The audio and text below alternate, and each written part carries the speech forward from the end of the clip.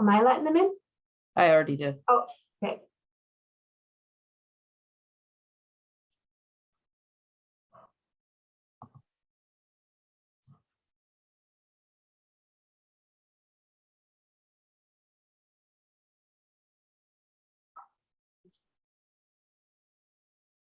Good morning.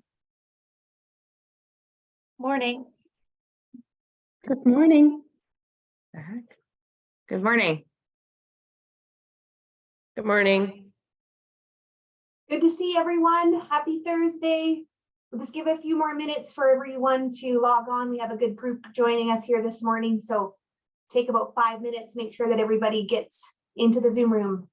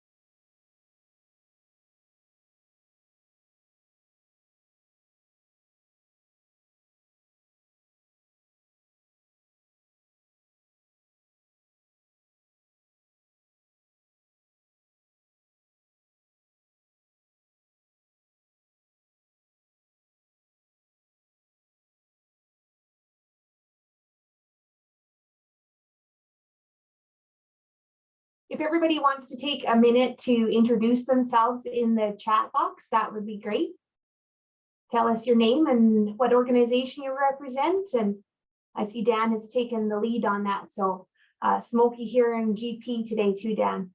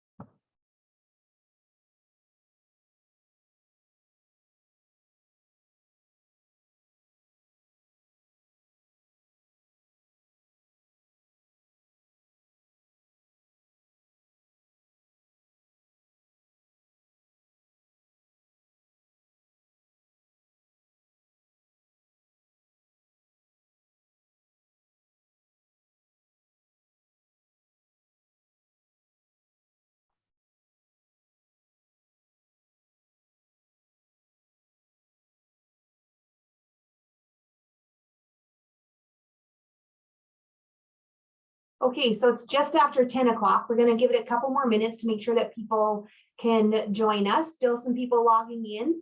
We do have a fairly full roster for people that are joining us this morning. So I want to just make sure that they all get a chance to log on and get settled before we started. So thanks for your patience.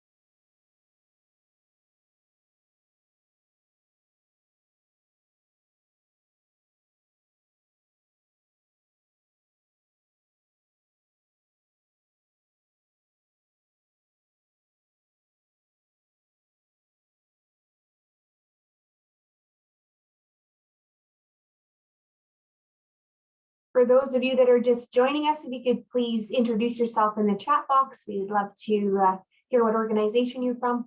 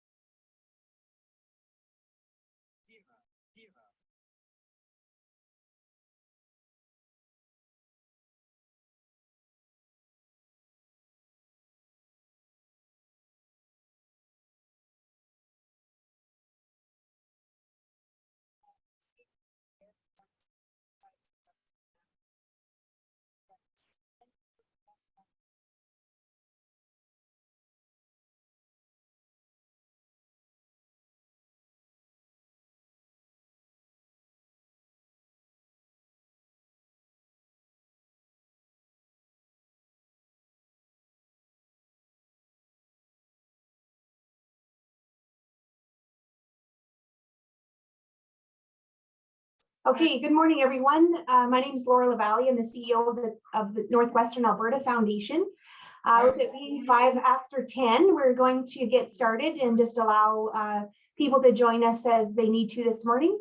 I am very excited to welcome you to a recap of our Rooted in Community tour. For those of you that we missed along our roadshow, we're sad to have missed you on the tour, but really grateful that you're taking the time this morning to join us and learn about our foundation and help us to connect within your community. So thank you so much for being here. What's going to happen is there's 3 different presentations. So with me this morning, I have my staff team, Rhonda Thompson, who's our grants manager, and Brittany Kelsey, who is our development manager.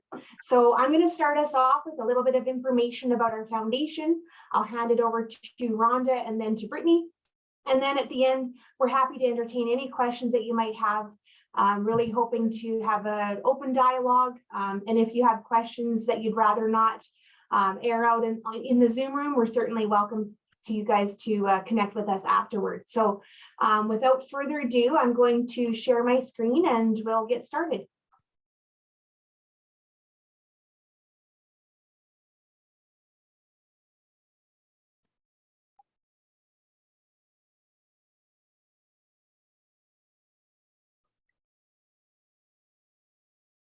Can everyone see my screen?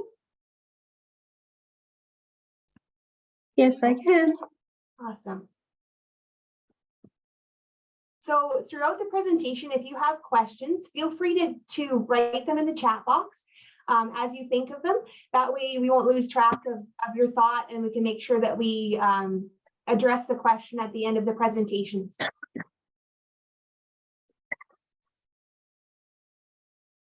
So I would like to start us off. Oh, sorry about that. I'd like to start us off with a land acknowledgement. Northwestern Alberta Foundation acknowledges the homeland of the many diverse First Nations and Métis people whose ancestors have walked this land since time immemorial. We're grateful to work, live, and learn on the traditional territory of Treaty 8. So I'd like to introduce you to our staff team. You guys have met Rhonda and Brittany, but we also have Shelley and Emma. They were definitely very instrumental in holding down the office for us while we were on our tour.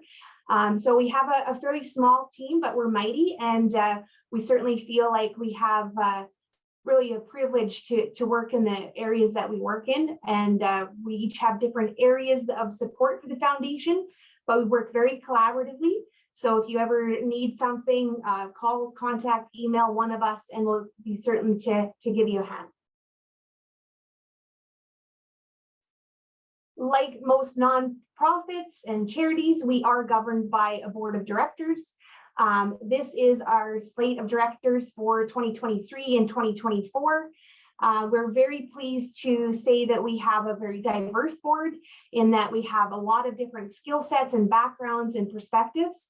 And this group of people help us set strategy and really help us make those decisions around the boardroom table.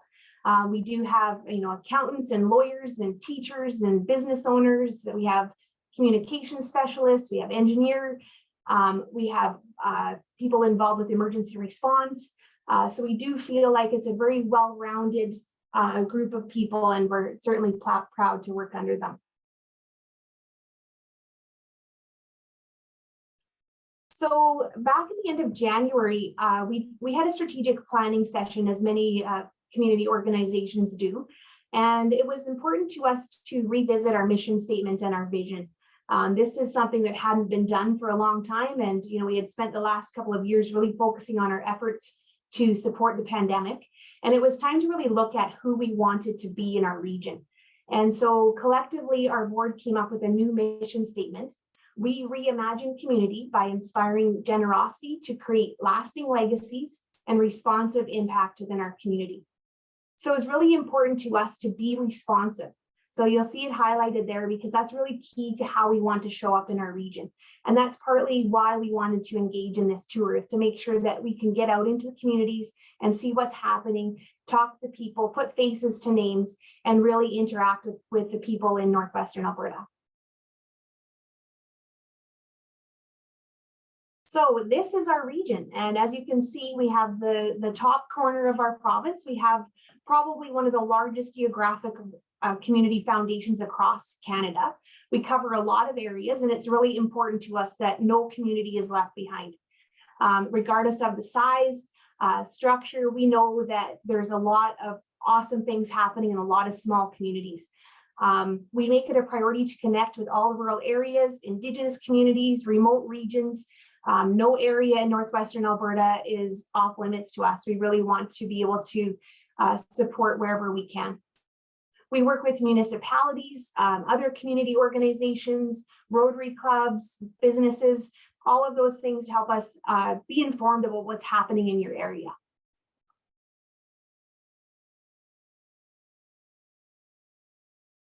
And as many of you are indicating in the chat box today, you're seeing smoke in your areas, and the wildfires are certainly been a very prominent thing in our region here in the last couple of months.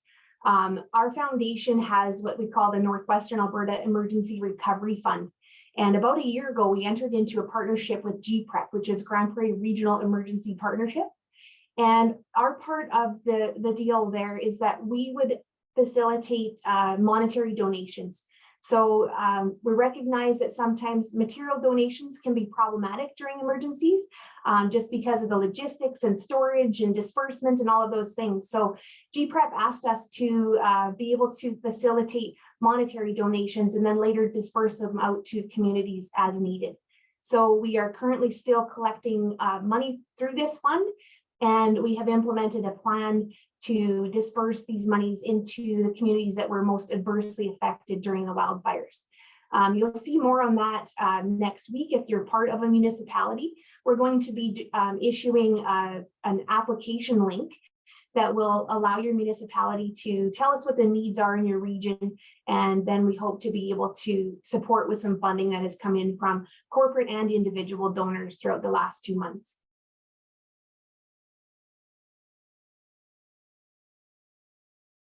So some of you may notice that we have recently rebranded. So in the past, we were known as Community Foundation of Northwestern Alberta. So not a huge variance from our new name of Northwestern Alberta Foundation, but it was important to our board at the end of January for us to reposition ourselves. So we've been in existence for 27 years in our region, and we found that there's still a lot of people that were confused or unaware of what it is that we do in our region. We had lots of confusion with other organizations that had the word community in it. And so we just wanted to position ourselves that our region was first and foremost, that people understand that we are the foundation that covers all the causes in the region. And so Northwestern Alberta Foundation resonated with our board of directors. And so you've seen in our social media, if you're following us, that we have new logo, we have a new website, we have new email addresses, and we're really just trying to make sure that we're reflecting the importance of the entire region, not only Grande Prairie and the Peace Country.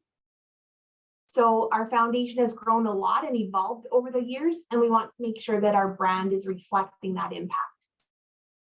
We are the charity for charities, and so there's no other foundation that has the mandate that we do. So we wanted to make sure that that was really reflected and that we could position ourselves for people to better understand what our work.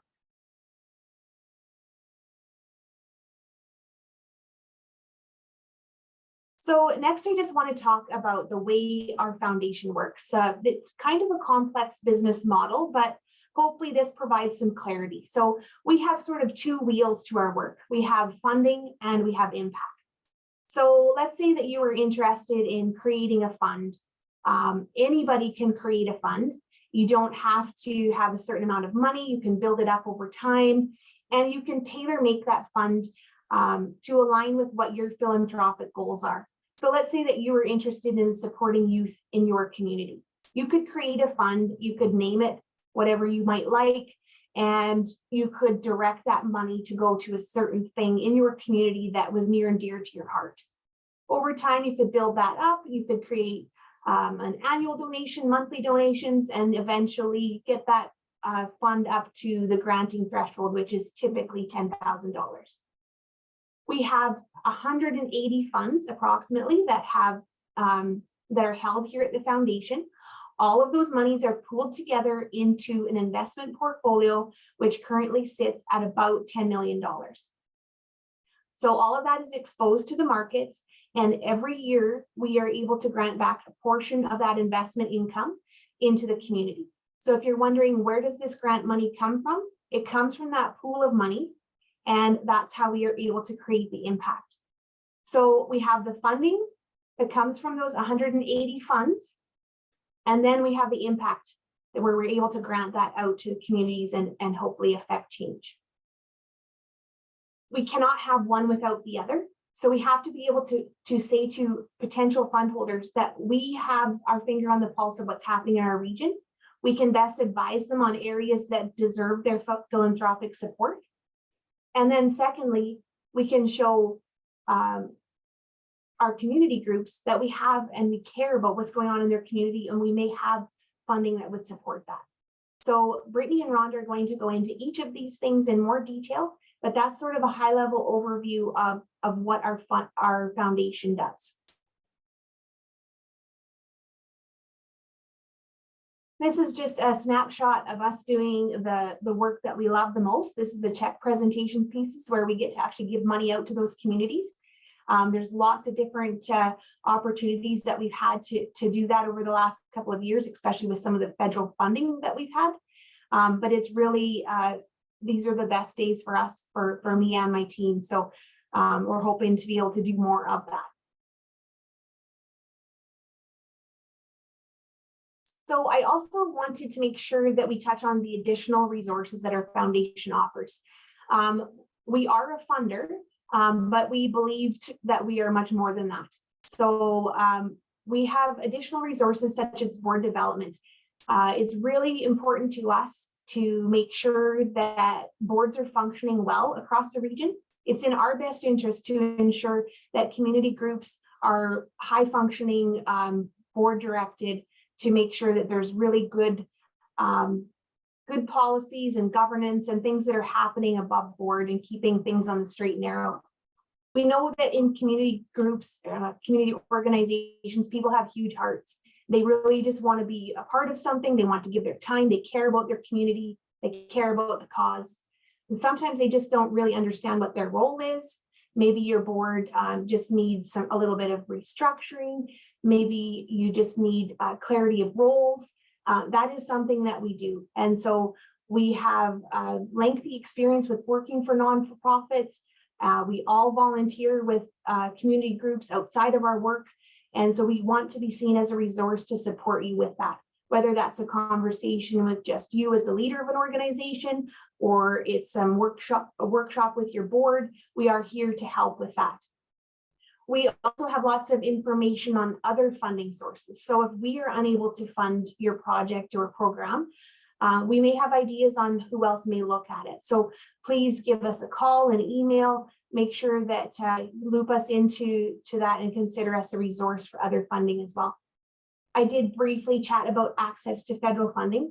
So in the last 3 years, we've had 4 different streams of federal funding. We never know exactly when that's going to come and what the parameters of it might be, but we had about $1.4 million that we dispersed during the pandemic from the Emergency Community Support Fund. We've also had several different streams of funding that supported post-pandemic projects. And then most recently, we've done our Community Services Recovery Fund, which some of you may be familiar with, and we're currently working on dispersing that. So when we have access to this federal funding, we really want to make sure that your communities are aware that they can apply for this. And so that's why it's important to us to connect with you today and build those relationships, make sure that we know who we're talking to and that you guys are aware of this possibility. We also are interested in supporting you as a staff. So recognizing that lots of community groups have part-time staff or no staff, or maybe it's a solo team member, there's not always a lot of support. You don't necessarily know who you should talk to about certain things that are happening in your organization. And we are a safe place for you to phone, bounce an idea off of, discuss the challenge, anything that you're concerned or wondering about. We really want you to see us as a support for that. We also offer networking opportunities. Rhonda will talk about this in a little bit as well, but we have the Open Door Cafe, and that is a virtual meeting that goes the first Thursday of every month. And you can just join us. It's a networking opportunity for anyone across Northwestern Alberta to learn and connect with other people doing the same work that you're doing. We've found this to be a really awesome way to have people find people in other communities that are doing similar work to learn from what they're doing. And we often bring in speakers that can help, add to your professional development as well.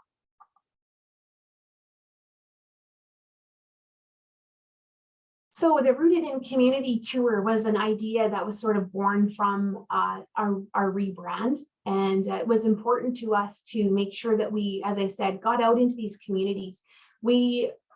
I feel that it's important for us to say that we have our finger on the pulse of what's going on in the region. And the only way that we can do that is if communities see us out and about, and that we're stopping in and delivering information, but even more importantly, listening to you as community members to see what your challenges are. We also wanted to deliver unrestricted funding to community groups because we know that that is so difficult to come by. So we did have an application process that prior to coming into your communities, groups were asked to fill in a very short application, and then we were planning to disperse unrestricted funding as we could, courtesy of our sponsor. The unrestricted funding is incredibly difficult to come by, as you all know.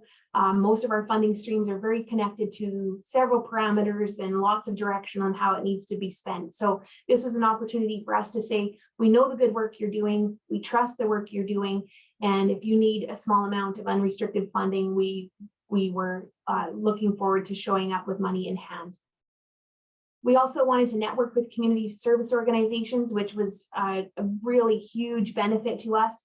We met incredible people along the way and heard all kinds of amazing stories about the good work that you're all doing. It's important to us to encourage people to develop funds, that money stays within your community. And so we wanted to make sure that that message was loud and clear. We wanted to promote funding opportunities, and also it was important to us to build relationships with Indigenous communities. We had the opportunity to stop in at Sucker Creek First Nation, had a tour of their facility and really great discussions. And we had other Indigenous communities that were able to join us at our tour stops. So we were very, very pleased with that. So this next bit, I just want to recognize Onsite 3D. They were our official tour sponsor for the Rooted in Community tour, and they contributed $30,000 in cash contribution Plus, they gave us a vehicle to use along the way. And that vehicle was wrapped with the on-site 3D branding as well as our new brand. And we nicknamed it the NAF Mobile or NAF car. And it was just an awesome way for us to tour around the region. They also were responsible for those unrestricted funds that I just referred to. They covered our hotels, our fuel, our venues, our refreshments, advertising, and without them, we would not have been able to be on the road. As you can understand, we're a charity too, and we have limited budgets. And they really put us on the road. And we're incredibly grateful for the support that they've given us and the support that they've been able to offer the communities along the way. So this next bit is just a little video from the on-site 3D team to help you understand what they're about and why this community investment was important. So I hope it will play. Hi everybody, Lindsay and Justine here with On-Site 3D. We are so sorry we couldn't be there in person with you and the Northwestern Alberta Foundation for this presentation today, but we wanted to send some thoughts and well wishes via video so that you know we're thinking about you. Justine Eno here is one of the co-founders of On-Site 3D, and she's got a bit of a story about who On-Site 3D is. Thank you, Lindsay. Yeah, as she's mentioned, I am one of the co-owners and founders of On-Site 3D. My husband, Wade Eno, is one of the other co-founders and owners, along with Kyle Pickering, who runs our Calgary office, which has most of our engineering and drafting happening there. So On-Site 3D has been in business now for 8 years.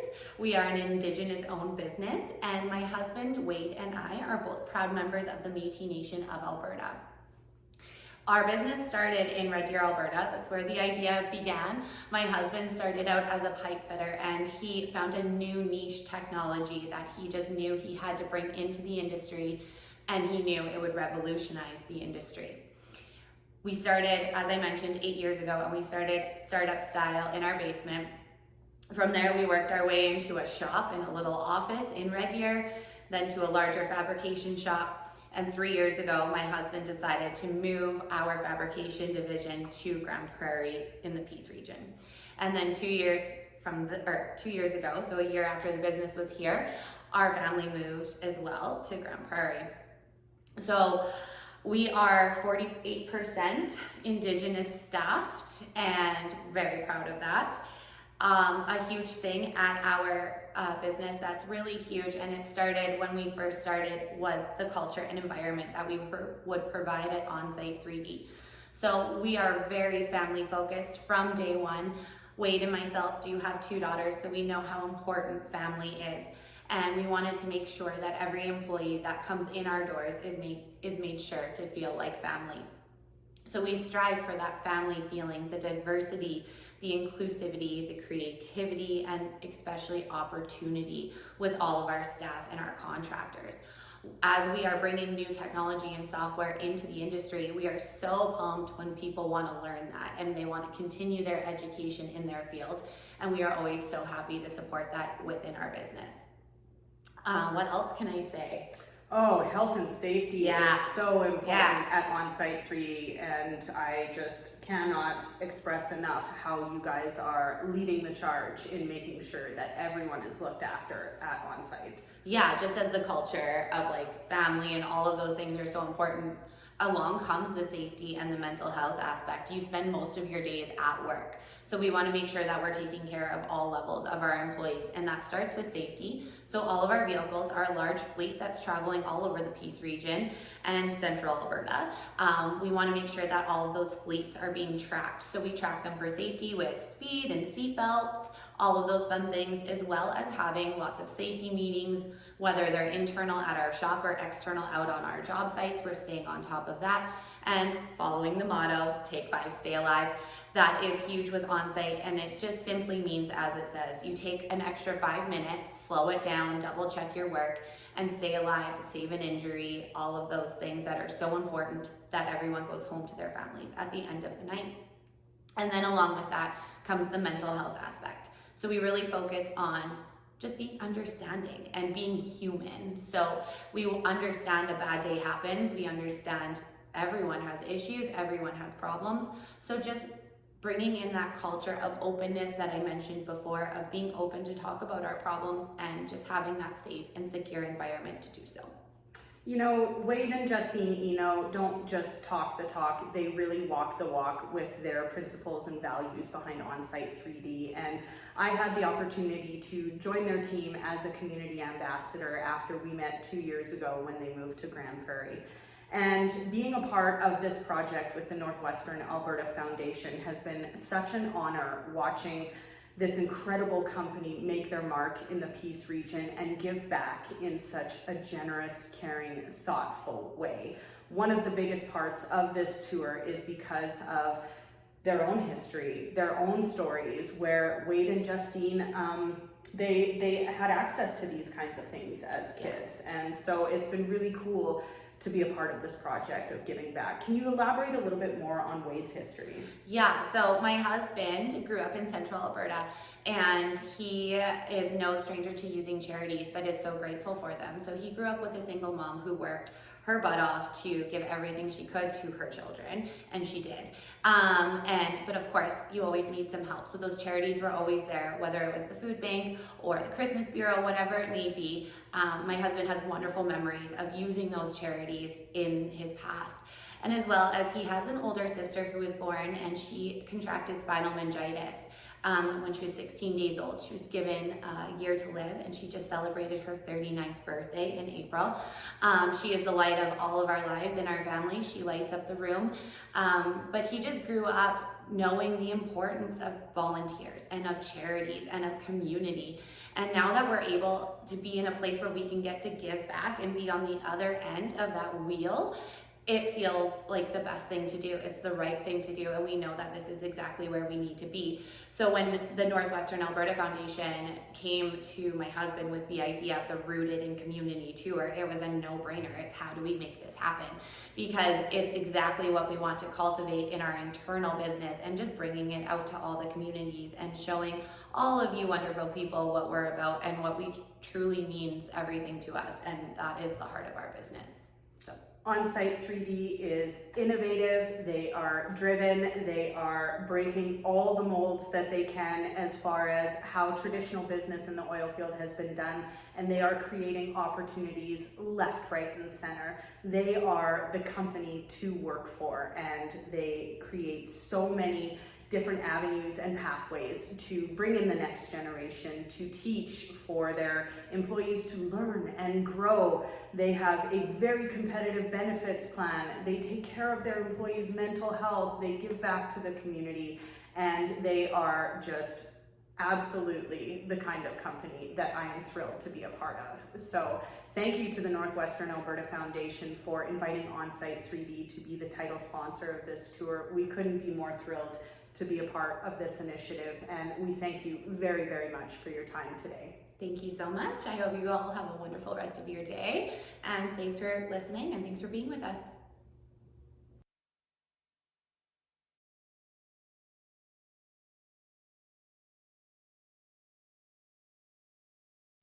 Okay, so thanks for listening. I'm sure you guys can tell that us working with Onsite 3D was definitely a natural fit.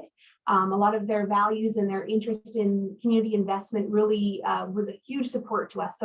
So thank you for your time watching that video. They're just a dynamic group, and we had so much fun. They were able to come along with us to 8 out of the 10 communities that we visited. So we got to know them along the way. We did have one little blooper on the tour, and that was a flat tire just across the Dunvegan Bridge. So we were so fortunate that the on-site pit crew was actually just about 15 minutes behind us. So they stopped and rescued us and got us back on the road in time for us to visit Peace River that day. So they've been an incredible group to work with. So without further ado, I would love to pass it along to our grants manager, Rhonda Thompson.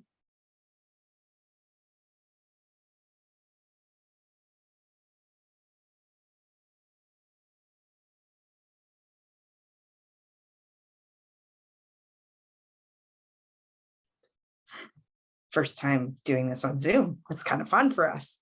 So I'm Rhonda. I'm the Grants and Administration Manager at the foundation. So community foundations help connect donors to causes they would like to support, whether it's a specific cause like animal welfare, youth or seniors, arts and culture, mental health, or overall community wellness. We're a good partner to help give back to your communities. Our granting is based on a number of items that include priorities set by our board of directors, how many grant applications we receive, the amount of funding we have available from our funds, and our needs in the community. In addition, we have many conversations with our grantees throughout the year in our Northwestern Alberta region. We as staff are also involved in our communities through various ways, like being board members of other nonprofits and volunteering. And in addition, we have a diverse granting committee that helps decide with our funding decisions. Our foundation uses a software program from Foundant Technologies. This is where you will find portals like our GLM, which is the Grant Lifecycle Manager, and SLM, the Scholarship Lifecycle Manager, where you're able to apply for grants for many years to come. It makes it easier for you to apply for our funding. And if you have a staff change, your organization is always in the portal where you'll find all your applications since we started using it in 2018. Please be sure to watch your junk emails for any emails received from grantinterface.com from these portals. Some of the emails include follow-up report reminders, whether you received funding, and to sign grant agreements. Our granting portal is open right now and it closes on September 30th, 2023. Trust-based philanthropy is forever changing in our industry. It is something we pride ourselves in keeping on top of by attending webinars and talking to our grantees to see how we can help the granting process be more user-friendly for you. We consistently change our grant application and follow-up reports to reflect things we no longer require. It's about shifting power and creating good relationships with our grantees by getting together with you on Zoom, the telephone, or in person so that we get to know you. When this happens, it's easier to explain to our board the good work you as the boots on the ground are doing, as well as it helps when we talk to donors to let them know that we do have a pulse on what's happening in the community. We know how hard you work and that filling out grant applications is usually something you do off the side of your desk, and your projects are important to us, as is your time. So our application only allows so many characters. We don't want you wasting time explaining things in too much detail. And I also have to read them. And as nonprofits, we have limited resources as well, like yourselves. So please be assured that if there's any questions on your applications, I will call you as soon as I can. And so never stress about crossing T's, dotting I's, because I will always call you. If there's something missing or if I have a question, I'll always call. These are a few of the schools we've sent funding to our students through. However, you can not only attend school in Canada, we also have qualified schools in the US and other countries around the world. So if you could please pass this information along to any students you know who might be in need of funding for school for the next year, that would be great. The number one qualification is that the student must have lived or lives in the Northwestern Alberta region. And our scholarship portal closes August 15th. You might recognize a few of these. These are some of the places we funded to in the Northwestern Alberta region. Our CRA rules tell us we are only able to donate to qualified donees, which includes municipalities, school districts, and registered nonprofits. However, we do have a way of around granting to non-qualified donees by you finding an intermediary who would be willing to accept the monies on your behalf and sign a declaration of affiliation. And if you are not a registered charity and you have questions, you can always call me or anybody in the office and we can help you with that. So there's many ways to stay connected with us at the foundation, and we have a monthly forum where we meet online with other agencies in the Northwestern region called Open Door Cafe that Laura had talked a little bit about. We also have a Facebook group available for you to join where we share out information for nonprofit organizations. If you would like to become part of that Facebook group, it's private and it's hidden in Facebook, so you'll have to contact me directly and I can give you the link. Also, follow us on our social media channels and sign up for our newsletter. And that is the end of mine. I'm going to stop sharing and I will pass this on to Brittany.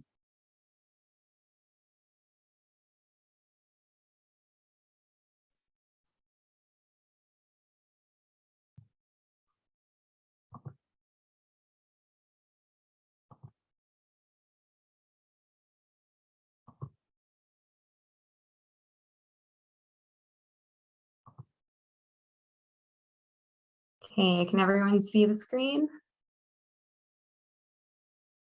Awesome. Hello, everyone. I'm Brittany. I'm the development manager. So thank you for joining us on our regional tour recap.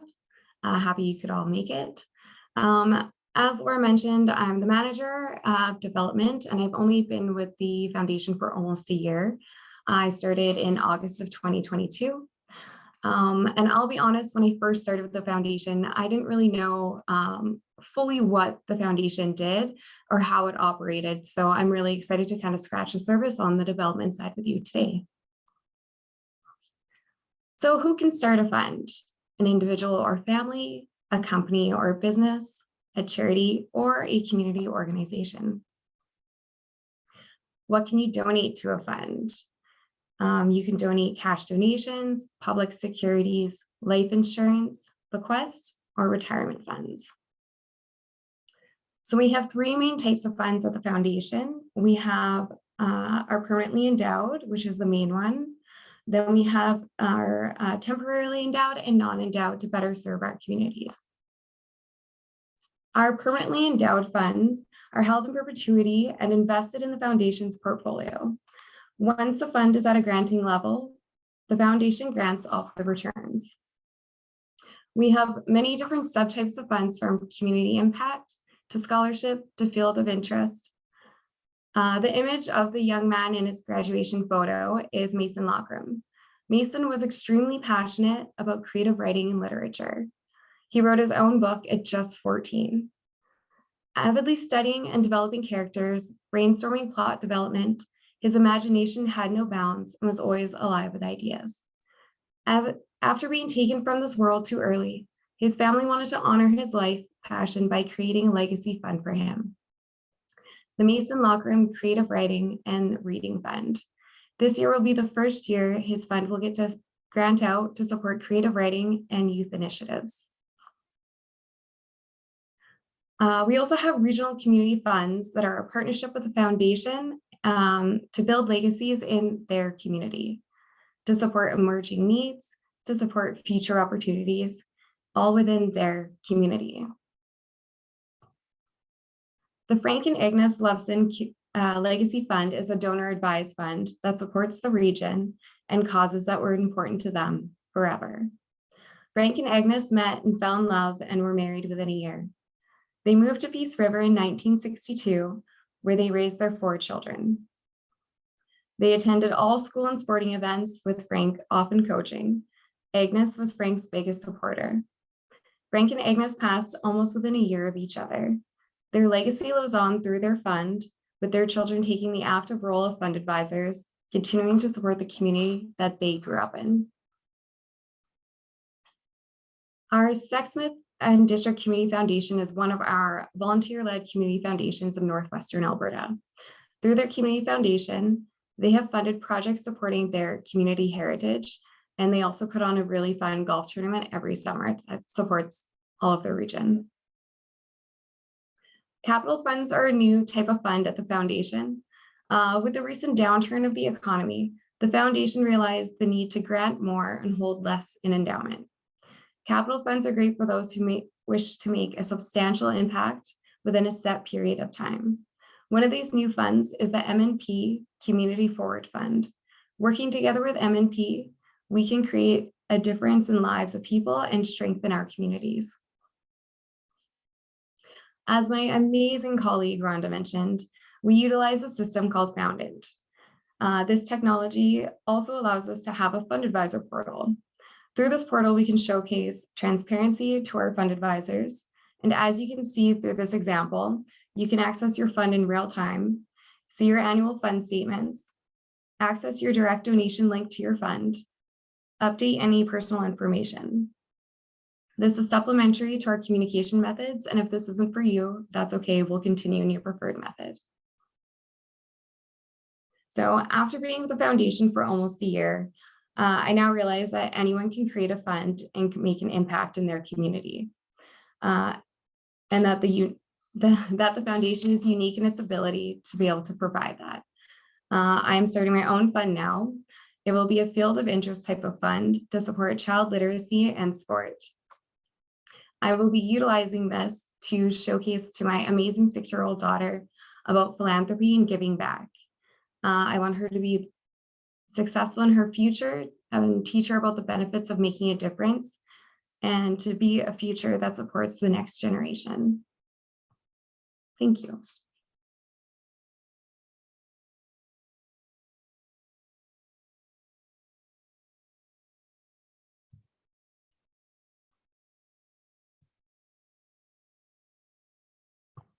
Thank you, Brittany.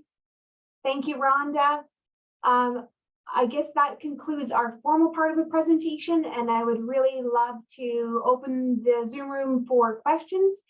If anyone has a question for us, if you'd like to type it into the chat box or just feel free to raise your hand, we would love to hear what's on your mind.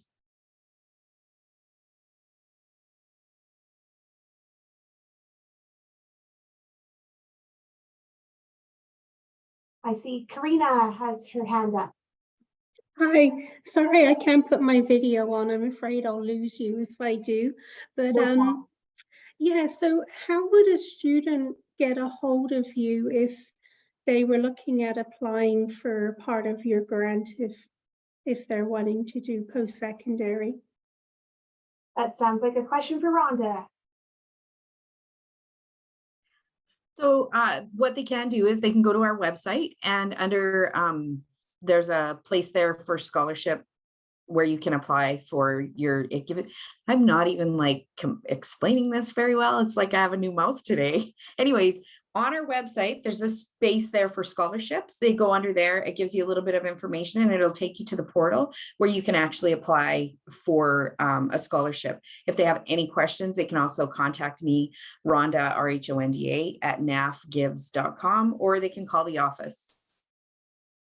Perfect, thank you. And do you have this information placed in the schools so that students are aware of this as well?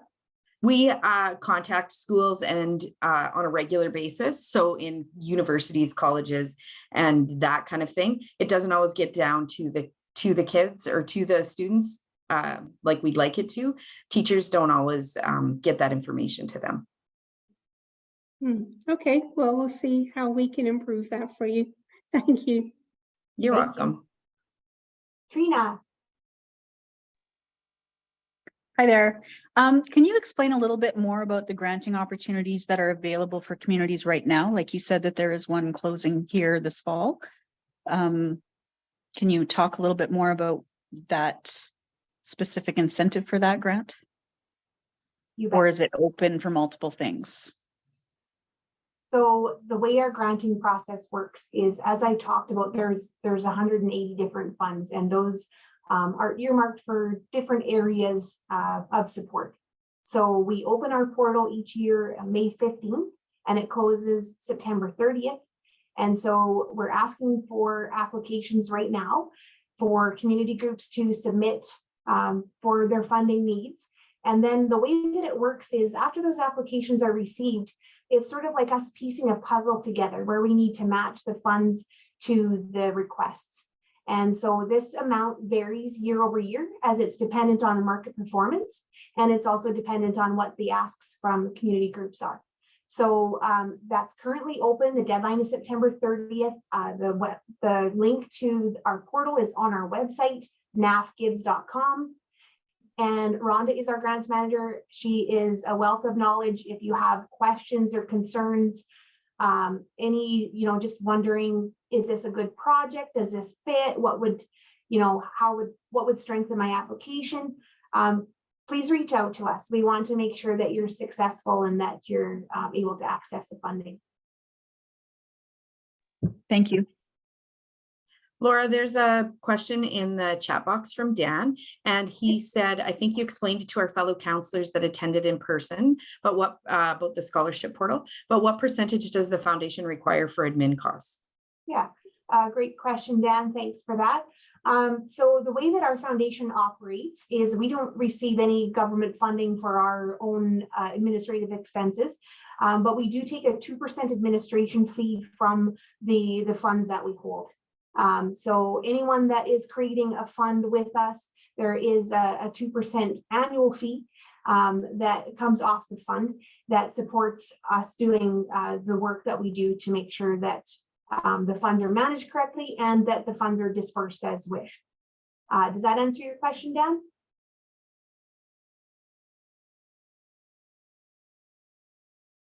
I don't see him. No, thank you. Yes. Okay, awesome. Thanks for the question. Anybody else?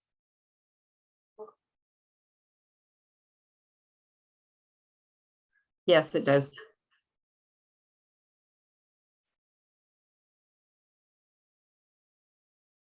Go ahead, Jewel. Thanks. I did speak a little bit with, I think it was, You spoke with me, Joel. Rhonda. Okay, thanks. And after this presentation, I have some more ideas. The issue that we're working with REAC right now is waste management, which is going to be changing substantially in the next couple of years as Alberta writes the bylaws for extended producer responsibility. It's already in law, and it comes in 2025. And so for rural areas and areas that are remote from the centers of Edmonton and Calgary, things might look a lot different when it comes to waste management, and it's going to be paid for by the manufacturers and producers. So the Dow Chemicals, the Nova Chemicals, and that's who our group is working with right now on a research project.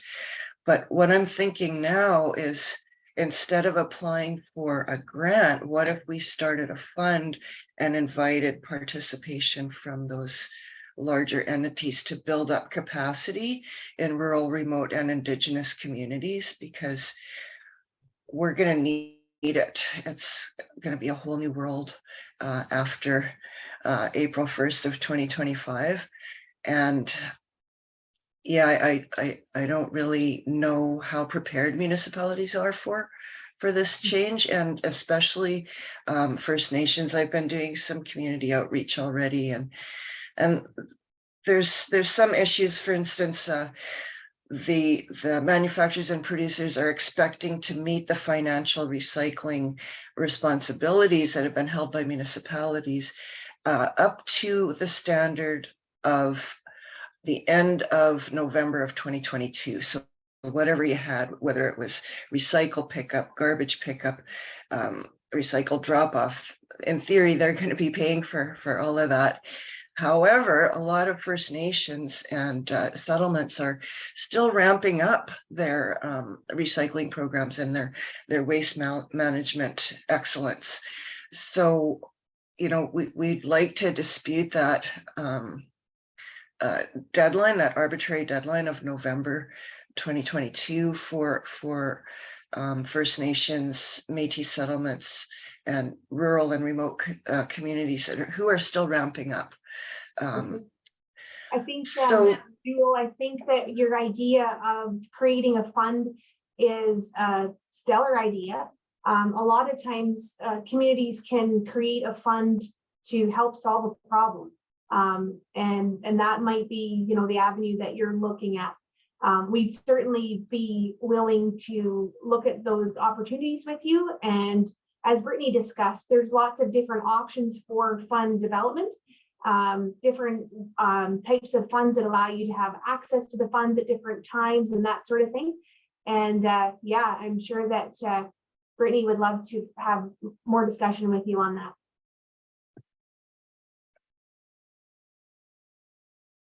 thank you. Thank you for your question. Anyone else?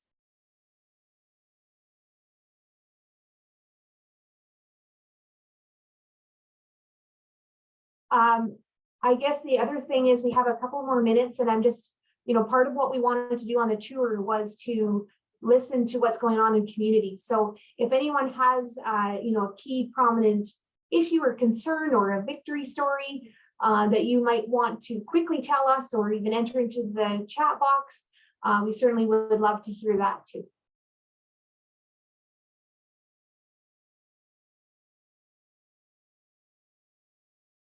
for those of you that are on the call today that represent municipality, I just want to make sure that I reiterate that we do have the wildfire fund that we're going to be working on sending out links to municipalities next week. So it would be great if you are a municipal representative to please follow up with your administration and your fellow councilors to make sure that you've received a link and that you're able to apply for that funding.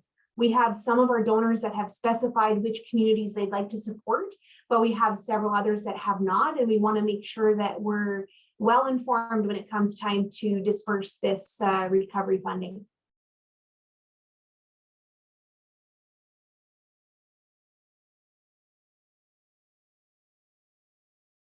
Karina.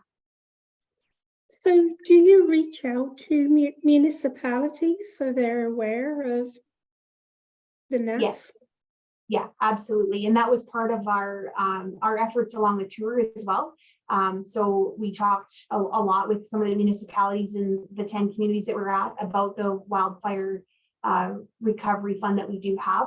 And our outreach will be sending those links directly to those municipalities early next week. So for sure, we will be making that direct communication with them. But if anyone is on the call here today that can help us forward that, we would sure love that. I know we had a couple councillors that did attend your in-person, and they really enjoyed the content, and they came back with some great ideas. So wanted to pass along the kudos to you all. Thank you. Awesome. Thanks for that feedback, Karina. It's definitely, you're not always sure if you're answering the questions and giving people, good food for thought, but we really just want to engage our communities and get them thinking outside the box and thinking about ways that our foundation can support. And really the key messaging for us is that we are not a foundation strictly for Grande Prairie. We do intend to reach every corner of our province. And, we went to Swan Hills, we went to High Level in the Crete, and we stopped along the way as many communities as we could. And we want people to understand that if you raise money and create funds in your community, that money does stay in your community, especially if that's how the fund agreement is developed. We have some people that like to support all of Northwestern Alberta. And as in Brittany's presentation, you saw Frank and Agnes Lawson. They were lifelong champions of Peace River. So the money that is dispersed every year, it stays in Peace River because that's the community that was near and dear to them. So we're looking for opportunities in your communities to develop those funds as well, because then it's really simple for you as community groups to be able to tap into that support as well. So hopefully that is a message that we are able to make clear. So Trina, we see it in the chat box that you would like to be included, and thank you for dropping your email and the address or in the chat box. We'll make sure that we send that out to you. I wanted to say just a shout out to you guys and thank you for actually coming to Swan Hills, because not many people do, for when it comes to offering support for different things and just checking in on us. I really appreciated that. And I appreciated knowing who you guys were, because I'd never heard of you guys before. You said you've been in business a very long time, and I'd had no idea. So thank you. That's really great to hear. And we wanted to make sure that we reached every corner. And of course, we did 10 communities, and we know that there's so many more doing amazing things, but you never know what the roadshow might look like next year. But we were honored to come to your communities and learn about what you guys do, and actually put faces to names and see all of the neat things that are happening. I'm from a small community, born and raised in a small community, and still live in one. And I know firsthand how awesome the people are and how much they love their community and what they do. So it was really great for us to come out and see your communities in action. And we're looking forward to really working with more of you. I hope that next time we come, there's not wildfires everywhere that we go, because we know that's been very stressful for our communities to host us. We appreciate those of you that made time and set aside time in your schedule and facilities for us to join you. hopefully next year we're coming on a little bit better terms. Dan has a question in the chat box. Is some of the wildfire recovery funding to be applied for by individual residents affected? Great question, Dan. So as Rhonda talked about, since we are a registered charity, CRA dictates that we are not allowed to donate to individuals. So what we think is best for this recovery funding is to disperse it to the municipalities. And then the municipalities may be able to direct it to individual residents. We cannot do that directly. So that's why we felt that engaging the municipality would help them get it to where it's most needed in the community.